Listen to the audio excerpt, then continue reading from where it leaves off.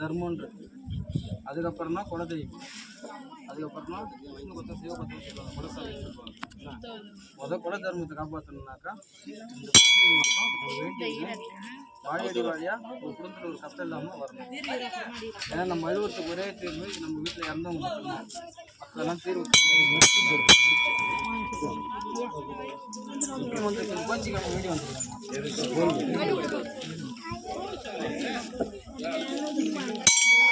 பக்தகோடிகள் அனைவருக்கும் ஒரு அன்பான வேண்டுகோள். சுவாமி கருப்பண்ணசாமியுடைய தைல காப்பினுடைய தைலம் இங்கு பிரசாதமாக வழங்க வைத்திருக்கிறார்கள். தட்சணை 100 ரூபாயை கொடுத்து பெற்றுக்கொள்ளுமாறு பக்தகோடிகள் அனைவரையும் பணிவுடன் கேட்டுக்கொள்கிறோம். ஆலயத்தின் சார்பாக